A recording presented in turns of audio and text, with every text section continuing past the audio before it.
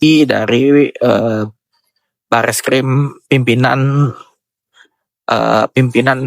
sidang gelar perkara khusus. Nah, untuk kemudian kan gelar perkara khusus tersebut kan dibawalah ke Medan. Nah, saat di Medan informasinya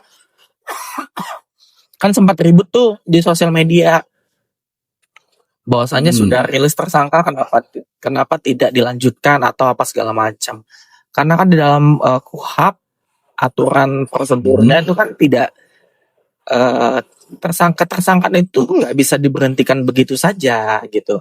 Ketersangkaan itu ya mungkin bisa perapit untuk di SP3 apa segala macam. Nah, sekarang pertanyaan dari peserta gelar perkara di Polda mungkin ini nggak menjadi hal yang rumit gitu. Kenapa? Karena jelas di dalam postingan dia mengatakan saya itu adalah bukan seorang dokter, kan intinya itu. Gitu. Dan kalau begitu dia harus bisa membuktikan dalilnya dia mana. Kalau aku bukan seorang dokter, gitu. Dia harus bisa membuktikan dari ya ijazahku ijazah palsu seperti itu kan. STR ku STR palsu, kemudian SIP ku SIP palsu. Maybe kalau dia bisa membuktikan itu, ya itu mungkin dia nggak jadi tersangka kan gitu. Nah, tapi kemudian dia berdalil bahwasanya seorang dokter atau profesi dokter itu ketika melakukan just tip itu tidak bisa dikatakan dokter gitu. Nah, artinya di dalam gelar perkara ditanyakan dia kalau memang ada seperti itu, mana landasan hukumnya di pasal berapa? Aturannya ya. Iya, aturannya mana? Kita nggak bisa membuat yang menurut saya.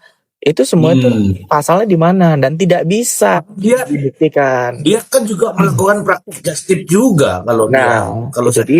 Nah, itu dia kan begitu, Mr. G. Dia yang melakukan, tapi dia yang menuduh. Gitu. Kalau saya awal dikatakan sebagai just tipper, menurut saya just tipper ini begini. Saya jelasinnya itu, saya bukan menolak saya seorang just tipper, tidak. Tapi saya katakan begini, saya punya penjelasan bahwa saya just tipper itu adalah suatu pekerjaan untuk mendapatkan cari makannya di situ. Kan gitu. Namanya itu adalah ya dia memang di situ cari makan. Aku tidak seperti itu. Aku nggak mencari makan sebagai just tipper gitu loh. Ya tapi terlepas dari itu ya sudahlah. Saya cuman ini aja berharap pandangan masyarakat ini terhadap just tipper itu kenapa harus saya yang just tipper nih yang tidak boleh? Kenapa yang lain bisa just tip gitu kan gitu, Mr. G kan simple. Iya.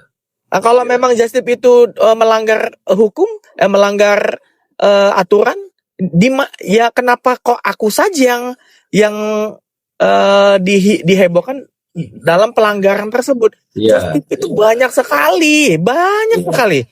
Kan begitu. Kenapa kok cuman si Andreas ini yang nggak bisa just tip? Kan begitu. Nah, akhirnya awal mula itu aku sebenarnya mental terganggu, Mr. G. Tapi lama-kelamaan Kak Fitri tuh memberikan nasihat sama saya. Ya udah dok, nggak apa-apa. Kalau misal dibilang just tip, ya yang penting kan nggak meres. Oh iya juga ya Kak. Nah itu bahasa-bahasa yang aku gunakan saat ini. Ya udah, kalau aku just tip emang kenapa? Emang kalau meres daripada aku meres? Begitu. Jadi aku kuat dengan nasihat Kak Fitri memang. Yang tadinya aku nggak mau ngelawan Mr. G hal-hal seperti itu. Cuman Kak Fitri bilang memberi pandangan yang berbeda. Dia memberikan nasihat bahwasanya dokter lihat saya. Dia bilang begitu. Saya kadung udah dikatakan begini, ya udah ikutin saja. Karena apa? Karena kalau udah masuk jejak digital seperti itu dok, nggak bisa kita apa-apain lagi, itu nggak bisa dihapus gitu. Jadi lawannya itu adalah ya dengan cara luruskan berita, kemudian biarkan saja mereka berkata seperti itu. Aku yakin warga masyarakat Indonesia yang ada di pengguna sosial media akan nggak bodoh, pasti pinter gitu loh. Nah gitu, akhirnya aku jadi kayak tambah semangat lah dari Kak Fitrinya. Begitu sih Mr. Jin. Nah untuk yang sekarang ini kan udah panggilan kedua informasinya. Kalau saya dapat dari SP2HP, saya kan dapat nih baru SP2HP kalau nggak salah di hari tanggal 9. Tanggal 9 September saya dapat SP2HP bahwasanya pemanggilan tersangka yang kedua. Wow. Begitu. Tanggalnya tanggal berapa tuh?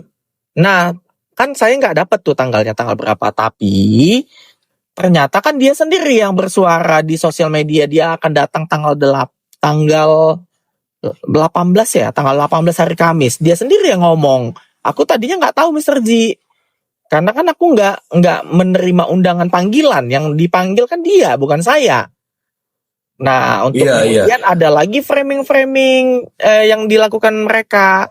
Bahwasanya Duta Intel disuruh beliau untuk menyampaikan tanggal 18 saya diajak ketemu di Polrestabes oleh Doktip sendiri. Terus saya balas dalam WhatsApp. Silakan Doktipnya yang langsung berhubungan sama saya. Nggak usah pakai perantara, saya katakan seperti itu Mr. Kenapa? Ya karena saya nggak ada hubungan sama Duta Intel. Kan begitu. Ya silakan saja. Duta Intel tuh TikToker juga. Iya, aku nggak tahu deh. Dia TikToker atau apa? Entah seperti apa, aku juga bukan TikToker itu, dia ini pasangan les biolanya Miss Gosong. Mereka foto berdua dijodoh-jodohin netizen. Padahal sama-sama perempuan. Nah, jadi saya kira punya akun Duta begitu. Nah, jadi begini Mr. Ji. Setelah saya di WhatsApp begitu, dia balas kembali. Doktip tidak mau berhubungan dengan kamu. Dokter nggak mau berhubungan langsung denganmu. Begitulah kurang lebih lah, gitulah intinya. Terus saya bilang, ya kalau begitu screenshot saja percakapan kita ini, katakan sama beliau. Saya tidak butuh perantara dalam hal ini. Saya bilang begitu Mr. Ji. Nah, terus saya ternyata percakapan itu ditampilkan di komal. Nah, saya langsung berpikir begini Mr. J. Ini manusia-manusia ini sedikit-sedikit ditampilin, sedikit-sedikit ditampilin di sosmed. Memang hidup di sosmed atau gimana sih manusia-manusia ini, kan begitu Mr. J. Nah, akhirnya PH saya Bang Biring nelfon. Itu kenapa? Ada apa sama Duta Intel itu lagi rame itu di ini sosial media? Aku bilang, yang mana? Itu ada WA-an sama Duta Intel. Iya ada. Emang WA-nya gimana? Emang yang dibaca apa dari sosmed? Saya bilang gitu Mr. Ji. Ya ini begini. Ya udah betul. Aku salah Bang. Gitu. Enggak sih, enggak salah. Cuman ya ngeri banget nih giringan opininya. Nanti pasti ujung-ujungnya seolah-olah waktu dia datang karena kita nggak, misalnya Dokter Andres nggak datang, dibilang penakut apa segala macam. Aneh ya, aku bilang gitu. Aku bilang sama Bang Biring, ya udah biarin aja. Memang dia hidup di sosmed. Kenapa kita harus stres mikirin orang yang hidup di sosmed? Saya katakan begitu sama Bang Biring. Terus Bang Biring bilang begini sama saya. Terus apa hubungannya dokter harus ke Polrestabes? Tidak ada. Karena memang karena kita bukan dipanggil ke sana, jadi nggak ada, nggak perlu ke Polrestabes. Ya itu dia, makanya saya mau dia berhubungan sama saya. Kalau ya tujuan dia apa memanggil saya ke sana untuk bertemu, kan begitu Mr. Ji. Kenapa harus di Polrestabes? Di Polrestabes itu proses hukum. Kalau mau bertemu bersilaturahmi dengan saya, ya nggak usah di Polrestabes, duduk aja ngopi-ngopi di mana. Kan begitu, simple. Kalau mau di Polrestabes kan yang dipanggil dia, bukan saya. Iya.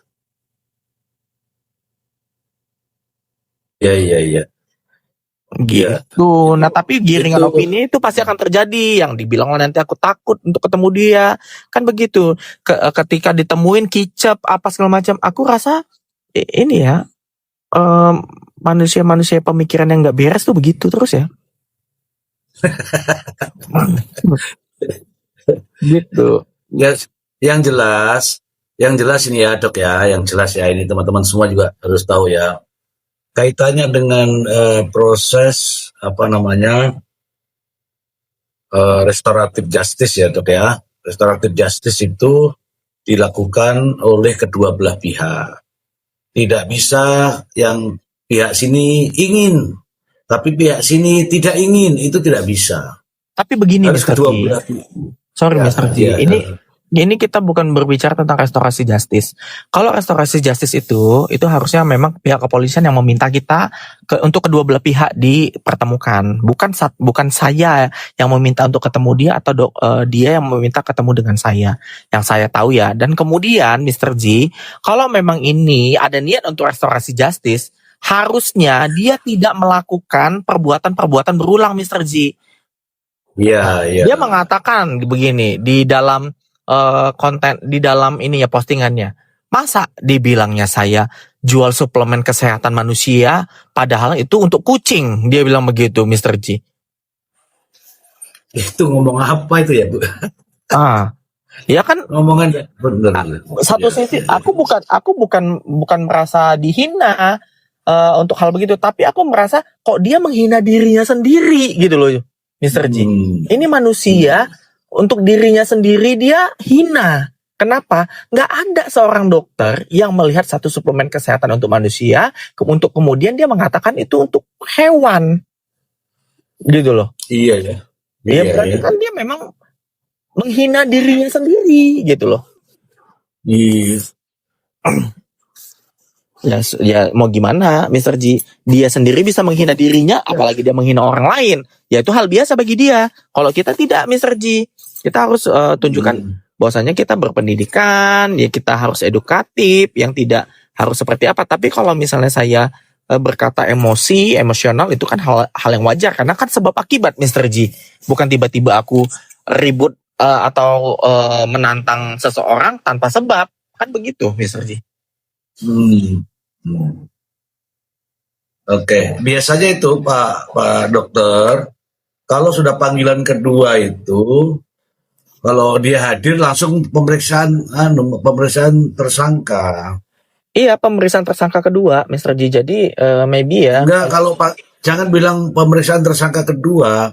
Kalau panggilannya itu kedua, kalau betul. pemeriksaannya nanti namanya pemeriksaan tersangka. Betul. Dia ditetapkan sebagai tersangka kan belum di BAP itu tersangkanya. Betul, Mr. G. Nah, itu namanya nanti setelah panggilan kedua terhadap tersangka itu, kalau dia tidak kooperatif, penyidik juga akan melakukan upaya hukum. Iya benar. Tapi kalau dia kooperatif, mungkin ya ada ini, ya tinggal siapa? Tinggal pengacaranya Pak Dokter aja di sana. Benar. Bagaimana? Benar. Karena betul. Seperti Nikita Mirjani begitu, panggilan pertama izin, panggilan kedua entah gimana, tapi dia masih ini. Begitu panggilan kedua datang, pemeriksaan tersangka langsung itu. Iya. Karena itu dianggap sebagai tidak kooperatif. Iya, karena bisa saja dia Gitu. Kalau tidak kooperatif, penyidik akan menangka dengan pertimbangannya tidak kooperatif. Begitu. Jadi ini gimana Dok? Ini intinya biar masuk ini headline news. Tanggal 18 itu gimana? Saya nggak tahu kalau tanggal 18 itu kan acaranya dia, Bang.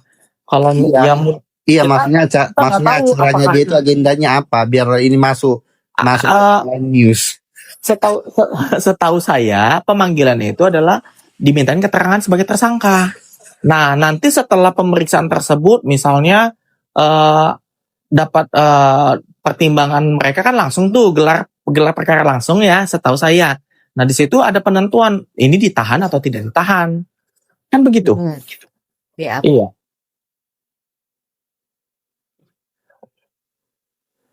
Nah, jadi nanti ada pertimbangan antara dua itu. Yang pertama mungkin pertimbangannya kan mereka kan sesuai dengan penilaian subjektif dan objektif di pasal 21 ya Mr. J, kalau nggak salah ya KUHP ya. Kalau nggak salah ada pasal berapa itu. Jadi untuk penangkapan misalnya ini kan undang-undang ITE nih. Undang-undang ITE-nya kan dia di bawah 5 tahun. Artinya tidak diwajibkan untuk ditahan. Tapi ada pertimbangan yang subjektif. Nah, yang pertama, tidak kooperatif. Dianggap bisa menghilangkan barang bukti. Kemudian melakukan perbuatan berulang. Nah, ini tiga-tiganya udah terpenuhin. Jadi subjektif ini akan menjadi objektif di dalam aturan tersebut. Menurut saya, tapi kan balik lagi ke penyidik. Silakan aja penyidik mau seperti apa. Kita gitu ngikutin prosedur. Doktip tidak takut karena backingan doktip adalah Allah Subhanahu wa taala. Kalau dia punya backingan Allah Subhanahu wa taala, harusnya dia nggak begitu perlakuannya.